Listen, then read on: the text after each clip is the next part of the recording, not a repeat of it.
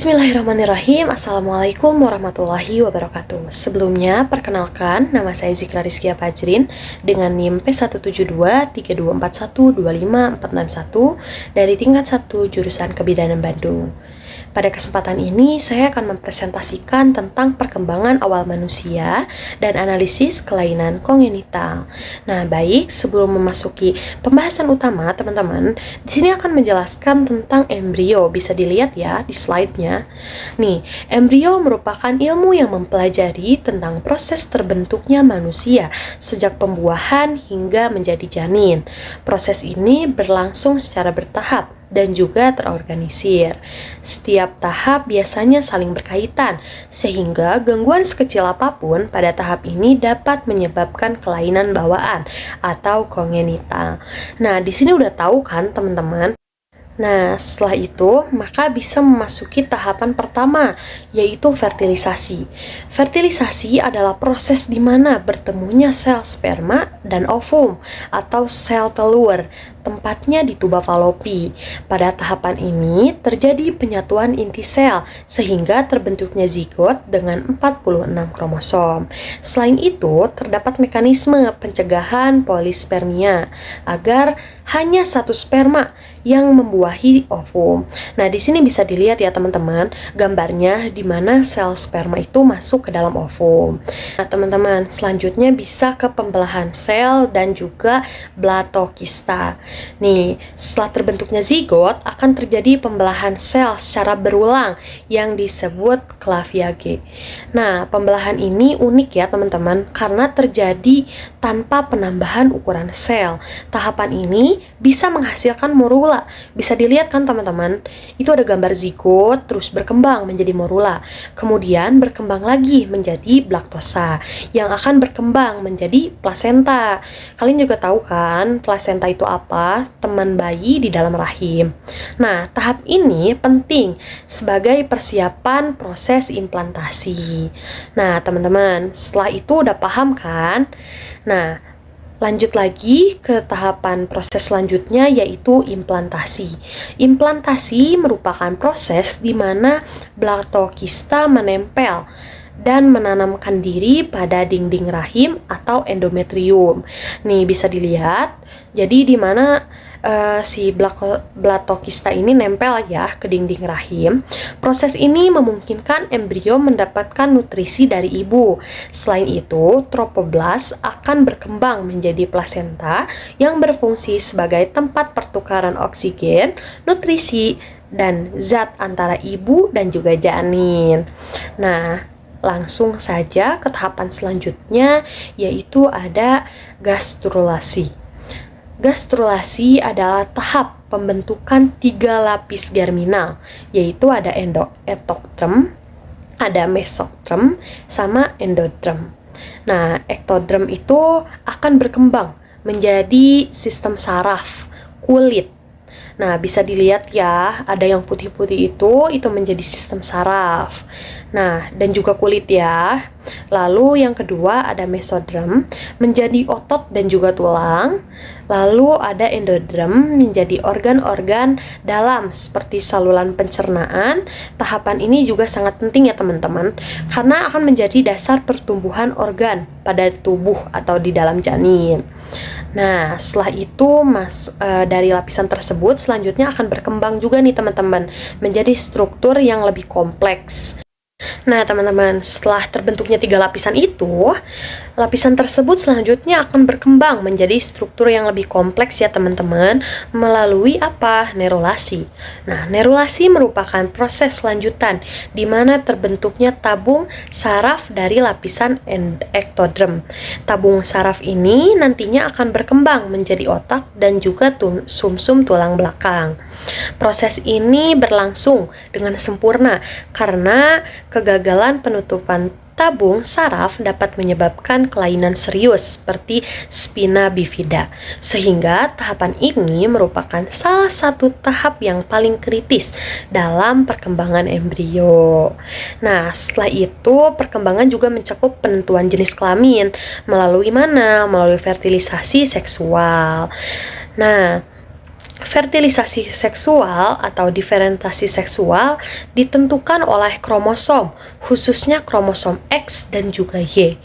Adanya gen SRY pada kromosom Y akan mengarahkan perkembangan menjadi laki-laki. Sedangkan jika ada gen SRY tidak aktif, maka perkembangan akan mengarah kemana? Ke perempuan. Selain itu, hormon seperti testosteron dan estrogen juga berperan dalam pembentukan organ reproduksi. Nah, teman-teman udah paham kan sekarang tentang ini? Bisa dilanjutkan ya, di mana perkembangan selanjutnya yaitu perkembangan fetus. Pada tahap ini, fetus terjadi pertumbuhan dan pematangan organ yang telah terbentuk sebelumnya. Tahapan ini dibagi menjadi 3 trimester, teman-teman. Nah, trimester pertama itu fokus pada pembentukan organ utama nih. Itu seperti otak, jantung, organ utamanya. Ada sistem saraf, struktur dasar organel juga. Nah, pada tahap kedua yaitu pada pertumbuhan pergerakan serta pada trimester 3 pada pematangan organ. Bisa lihat ya teman-teman, di dalam gambarnya itu ada kayak trimester pertama gimana nih, trimester kedua gimana nih, dan trimester ketiga itu gimana. Nah, setelah paham itu mungkin kita bisa membahas studi kasusnya teman-teman. Nah, studi kasus pertama, pada kasus ini terdapat seorang bayi laki-laki yang lahir dengan benjolan pada punggung bagian sejak lahir. Hasil pemeriksaan menunjukkan adanya celah pada tulang organ belakang yang tidak menutup dengan sempurna. Selain itu, diketahui ibu bayi kurang mengkonsumsi asam folat selama kehamilan dan tidak rutin melakukan pemeriksaan antenatal. Berdasarkan kondisi tersebut, bayi diagnosis mengalami spina bifida, yaitu salah satu kelainan kongenital. Bisa dilihat ya teman-teman, di mana ada benjolan di salah satu punggung bayinya. Nah, ini tuh bisa nyambung juga nih ke yang tadi, di mana sumsum tulang belakangnya itu ada tidak tertutup secara rapat. Nah, analisis klinisnya nih, spina bifida merupakan kelainan kongenital yang terjadi akibat kegagalan penutupan tabung dan saraf. Nah, kelainan ini pada tahapan nerulasi, yaitu pembentukan sistem saraf pusat dan lapisan ektoderm. Nah, jadi ada kegagalan nih, kelainan pada tahap nerulasi yang tadi. Kegagalan pada proses ini menyebabkan tulang belakang dan jaringan saraf tidak berkembang secara sempurna. Nah, hal ini menunjukkan bahwa gangguan pada awal perkembangan embrio memiliki dampak besar terhadap struktur tubuh janin. Jadi kayak gitu teman-teman. Nah, setelah kayak gitu kalian juga pasti bertanya-tanya kan, apa sih faktor penyebabnya spina bifida ini? Nah, di sini ada ya teman-teman. Bisa dilihat di slide-nya. Yang pertama itu kekurangan asam folat selama masa perikonsepsi. Nah, di mana si ibunya itu kurang minum asam folat. Makanya ibu hamil itu wajib banget minum asam folat ya teman-teman. Nah, lalu yang kedua ada faktor genetik atau riwayat keluarga. Jadi spina bifida ini juga bisa dari genetik ya, turun-temurun. Nah, terus yang ketiga, paparan zat teratogen seperti dari obat-obatan tertentu. Jadi bisa dari teratogen obat ya. Lalu ada perkembangan kesehatan ibu selama kehamilan. Jadi kondisi kesehatannya itu kurang terpantau. Kan tadi juga disebutin kan, kurangnya pemeriksaan antenatal. Lalu yang terakhir ada kombinasi faktor-faktor tersebut dapat mengganggu proses pembentukannya tabung saraf. Nah, dampaknya dan dampak klinis dan juga pencegahannya seperti apa? Spina bifida dapat menyebabkan berbagai komplikasi seperti kelumpuhan pada ekstremitas bawah atau gangguan saraf seperti kesulitan dalam kontrol buang air juga bisa. Upaya pencegahan yang dapat dilakukan adalah dalam mencakup kebutuhan asam folat sebelum dan selama kehamilan. Nah, pemeriksaan kehamilan secara rutin juga penting dalam deteksi dini kelainan. Jadi teman-teman jangan pernah ketika ibu hamil itu wajib pemeriksaan antenatal, jangan pernah kelewat, agar kalau ada apa-apa di dalam janinnya itu bisa terkontrol ya teman-teman.